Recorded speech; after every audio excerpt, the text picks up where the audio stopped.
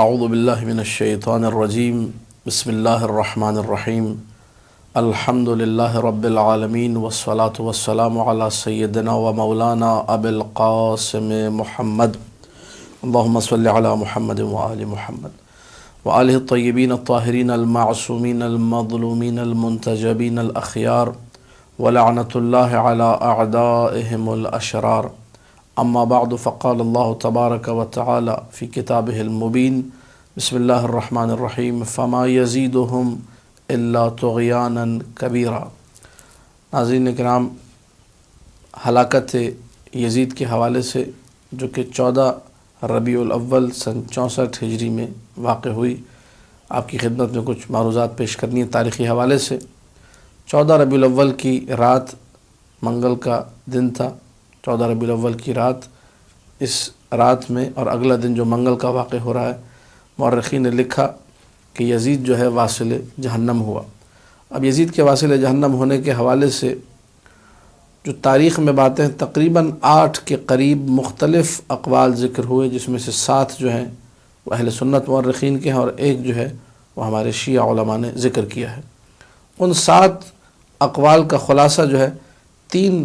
اقوال کی شکل میں آپ کے سامنے بیان کروں گا۔ پہلا قول کتاب الثقات میں ابن حبان نے ذکر کیا کہ یزید نے ایک رات شراب پی، وقام یرقص، اور شراب کے نشے میں دھت ہو کر اس نے ناچنا شروع کر دیا۔ فسقط وتناثر دماغہ، یزید جو ہے ناچتے ناچتے جب گرا تو اس کے سر پہ ایسی چوٹ آئی کہ جس کی وجہ سے اس کا دماغ، اس کا مغز باہر آ گیا اور اس کی موت واقع ہو گئی۔ تو شراب کے نشے میں دھت ہو کر اس برے طریقے سے موت واقع ہوئی۔ ایک قول ابن حبان نے الثقات میں یہ ذکر کیا۔ دوسرا قول جو کہ انصاب الاشراف میں بلازری صاحب نے ذکر کیا اور سیر و اعلام النبلاء میں ذہبی نے ذکر کیا کہ یزید کی عادات میں سے ایک عادت تھی بندروں سے کھیلنا، کتوں کی لڑائی کو دیکھنا، گدھوں پر اپنے بندر ابو خلف جس کی اس نے کنیت رکھی ہوئی تھی اس کو بٹھا کر اس کے پیچھے دوڑنا، اس سے ہنسی مذاق کرنا، اس کے ساتھ کھیلنا، یہ یزید کے پسندیدہ مشغلوں میں اور پسندیدہ عادات میں تھا۔ تو ایک دن یزید نے، اس وقت بھی شراب پی ہوئی تھی، نشے میں بھی دھتا ہی، اپنے بندر ابو خلف جس کا پسندیدہ بندر تھا اس کو اس نے گدھے پر سوار کیا، اس کے سر پہ سونے کا تاج رکھا، اس کو ہیرے جواہرات وغیرہ پہنائے اور اس کے بعد اس کو دوڑانا شروع کر دیا گدھے کی پشت پر بٹھا کر، اور خود بھی پیچھے پیچھے بھاگنا شروع کر دیا۔ اب ایک قول مورخین کا، یعنی 8 اقوال جو ہم نے ذکر کیے، ایک قول یہ ہے، بعض مورخین نے لکھا کہ پیچھے سے اس بندر کو گدگدی کر رہا تھا، نوچ رہا تھا، جس کی وجہ سے بندر نے جھپٹ کر یزید کو کاٹا، جس کی وجہ سے یزید کی موت واقع ہوئی۔ ایک قول یہ ہے، اور ایک قول یہ کہ جب یہ شراب کے نشے میں بھاگ رہا تھا اس بندر کے پیچھے،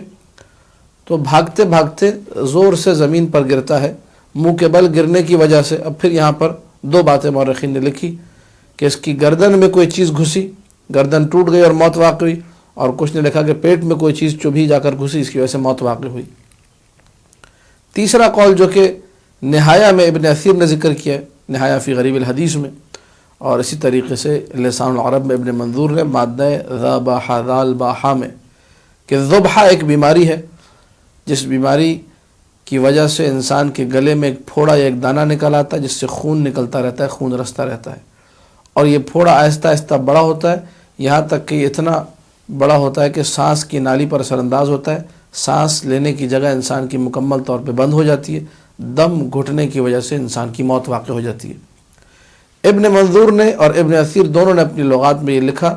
کہ یزید کی موت اسی بیماری ذبحہ کی وجہ سے واقع ہوئی تھی، جب اس کے گلے میں یہ پھوڑا نکلا اور یہ بڑھتا رہا یہاں تک کہ دم گھٹ کر یزید اس دنیا سے چلا گیا اور واصل جہنم ہوا۔ آخری قول جو کہ ہمارے اس کلپ کے مطابق چوتھا قول بنتا ہے ہمارے شیعہ علماء نے، جس میں سید ابن طاووس نے اس قول کو ذکر کیا اپنی کتاب لحوف میں، اور انہوں نے نقل کیا اس قول کو مقتل ابی مخنف کے حوالے سے کہ ابی مخنف نے یہ لکھا ہے کہ یزید ایک دن اپنے تمام تر جاہ و حشم کے ساتھ 10,000 گھڑ سواروں کے ساتھ نکلا شکار کرنے کے لیے، اور حوارین ایک جگہ ہے شام میں، آج بھی یہ جگہ موجود ہے جہاں پہ آثار قدیمہ بھی دریافت ہوئے، کئی ہزار سال پرانے جو ہے گرجا گھر اس میں موجود ہیں، جن میں سے 2 آج بھی باقی ہیں کہا جاتا ہے۔ تو اس مقام پر شکار کرنے کے لیے روانہ ہوا۔ جب یہ شکار کرتے کرتے ایک ایسی جگہ پہنچا جہاں اس کو ایک ہرن نظر آیا تو اس نے اپنے تمام لشکر والوں کو روک دیا، کہا کوئی میرے ساتھ نہ آئے، میں اکیلا اس ہرن کے پیچھے جاؤں گا۔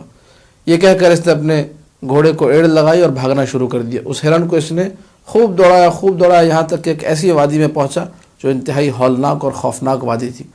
جب اس وادی میں یہ اترا، اس ہرن کے پیچھے بھاگتے بھاگتے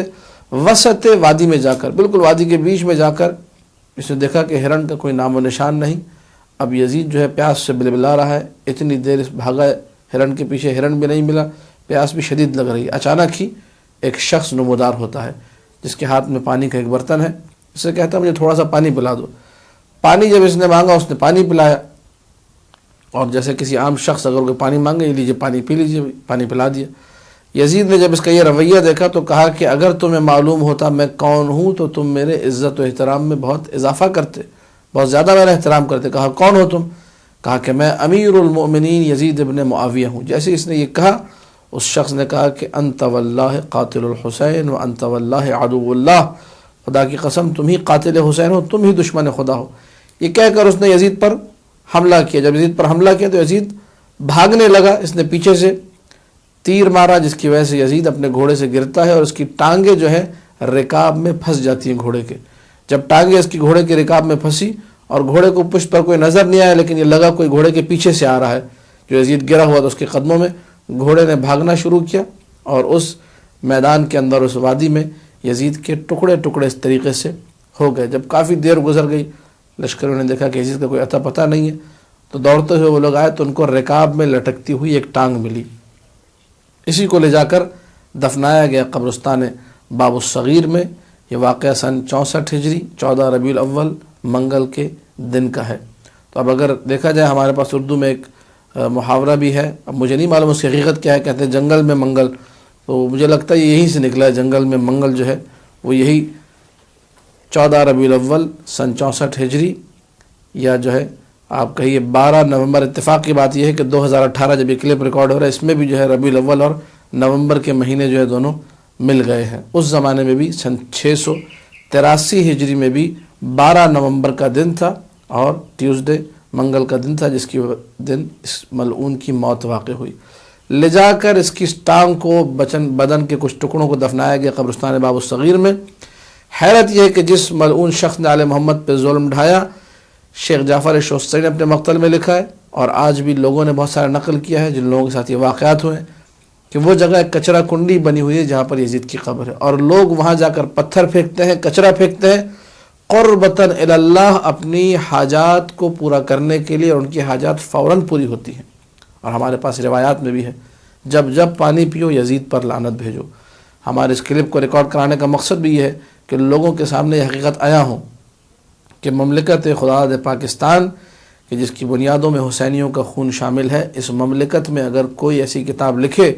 جس پہ سیدنا یزید یا رشید ابن رشید اور یزید امیر المومنین جیسی کتابیں اگر لکھی جائیں گی، تو شیعان حیدر کرار اور مولا کے حسینی کھڑے رہیں گے اور لوگوں کو یہ پیغام دیں گے کہ یزید ملعون تھا، یزید فاسق و فاجر تھا، یزید کتوں سے کھیلنے والا تھا، یزید جو ہے کافر تھا، یزید قرآن اور وحی کا منکر تھا، یزید آل محمد کا دشمن تھا۔ اس حقیقت کو برملا کر کے ہم یزید پر مسلسل لعنت بھیجتے رہیں گے، اور یہ بھی پیغام دیں گے جو یزید پر لعنت نہیں بھیجتا وہ بھی لعنتی ہے، نص معصوم کے مطابق۔ وما علینا الا البلاغ المبین۔